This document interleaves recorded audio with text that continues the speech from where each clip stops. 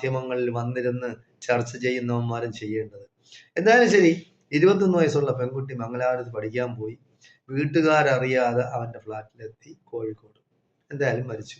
അപ്പോൾ നിങ്ങൾ മാതാപിതാക്കൾ ശ്രദ്ധിക്കേണ്ടത് എപ്പോഴും പെൺകുട്ടികളെ നിങ്ങൾ വിദ്യാഭ്യാസത്തിന് പുറത്തോട്ട് അയക്കുമ്പോൾ അവരുടെ കാര്യത്തിൽ വളരെയധികം ശ്രദ്ധ വേണം. കാരണം ഒരു +2 വരെയൊക്കെ നമ്മളെ വീട്ടിൽ മാതാപിതാക്കള് മക്കളെ വളരെയധികം ശ്രദ്ധയോടുകൂടിയൊക്കെ വീട്ടിൽ രാവിലെ പോവും, വൈകുന്നേരം എത്തും. അങ്ങനെയൊക്കെ ഉള്ള ചുറ്റുപാടിലാണല്ലോ നമ്മൾ പിള്ളേരെ വിദ്യാഭ്യാസം ചെയ്യിക്കുന്നത്. അപ്പൊ ഇത് കഴിഞ്ഞ് അവർക്കൊരു കൂട്ടുണ്ട്, ഒരു ചോദ്യം ചെയ്യലുണ്ട്. എന്തുകൊണ്ട് താമസിച്ചു, എന്തുകൊണ്ട് നേരത്തെ എന്നെല്ലാമുള്ള പ്രശ്നങ്ങൾ ഉണ്ടാവും വീട്ടില്. അപ്പോൾ ഇവര് ഈ വീട് വിട്ട് പുറത്ത് സ്ഥലങ്ങളിലോട്ട് പഠിക്കാൻ പോകുമ്പോഴത്തേക്ക് അവരാരും നിയന്ത്രിക്കാനില്ല. അവര് ഫ്രീ ആണ്. അവര് ഒരു ഫ്രീഡം, അതായത് സ്വതന്ത്രമായതാണ്. അപ്പൊ സ്വതന്ത്രമാകുമ്പോഴാണ് വഴി തെറ്റുന്നത്. ഒരു ദിവസം മതി, ഒറ്റ ദിവസം കൊണ്ട് വഴി തെറ്റാം. ഏതെങ്കിലും ചീത്ത കൂട്ടുകെട്ട് പെൺകുട്ടികൾ ആരെങ്കിലും നിനക്ക് ഫോണില്ലേ, എന്തുകൊണ്ട് ഫോണില്ല, നിനക്ക് നല്ല ഐഫോൺ ഞാൻ വാങ്ങിച്ചു തരാം എന്ന് പറഞ്ഞ് ഏതെങ്കിലും ട്രാപ്പിൽ കൊണ്ടുപോയി പെടുത്തി അങ്ങനെ അവർ വഴിതെറ്റും. അപ്പോൾ വഴിതെറ്റി അവസാനം ഇതൊക്കെ അവസാനിക്കുന്ന മരണത്തിൽ, ആത്മഹത്യയിലോ ആരെങ്കിലും കൊല ചെയ്യുകയോ അങ്ങനെയൊക്കെയാണ് നാട്ടിൽ നടക്കുന്ന സംഭവങ്ങൾ.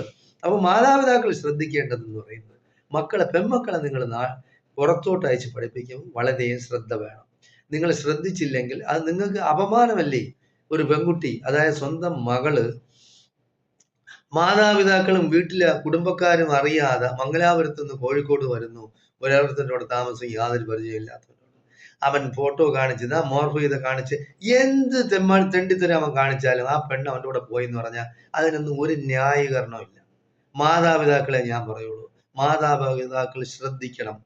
പെൺമക്കളുടെ കാര്യത്തിൽ വളരെയധികം ശ്രദ്ധ ചെലുത്തിയില്ലെങ്കിൽ ഇങ്ങനെയൊക്കെ ആവും. അതുകൊണ്ട് മാതാപിതാക്കൾക്ക് ഒരു പാഠമാണ്, നിങ്ങൾ മക്കളെ പടച്ചവനെ ഭയന്ന് ജീവിക്കാൻ പഠിപ്പിക്കണം. അതായത് അള്ളാഹു എന്താണ് പറഞ്ഞിരിക്കുന്നത് അനുസരിച്ച്, ദീനിന്റെ നിയമങ്ങൾ അനുസരിച്ച്, ഇസ്ലാമിന്റെ ചട്ടക്കൂടിനെ അനുസരിച്ച് ജീവിക്കാൻ മക്കളെ നമ്മൾ പ്രാപ്തരാക്കുന്നത് മാത്രമല്ല, അവർക്ക് നമ്മൾ എപ്പോഴും പറഞ്ഞു കൊടുക്കുകയും കൂടെ വേണം.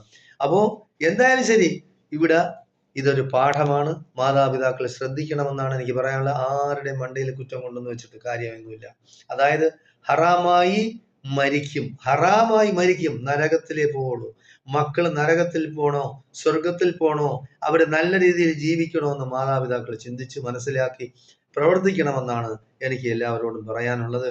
എന്തായാലും ശരി, കുറ്റവും തെറ്റും ശരിയും ഇതെല്ലാം പോലീസുണ്ട്, പട്ടാളമുണ്ട്, കോടതിയുണ്ട്. എന്തായാലും അത് തീരുമാനിക്കപ്പെടും. എന്തായാലും